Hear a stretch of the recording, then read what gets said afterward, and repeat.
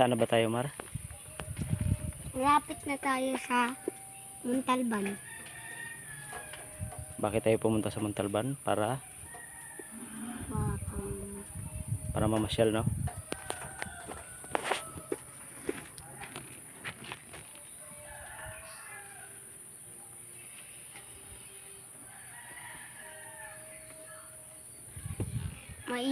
Maingay dito yung mga ahas.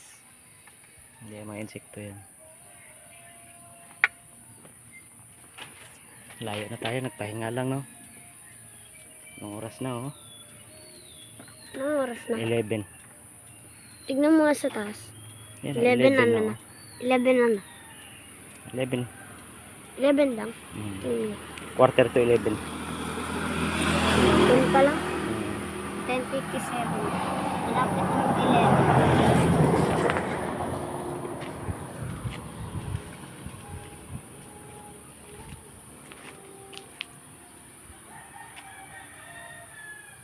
Sige, magsalita ka.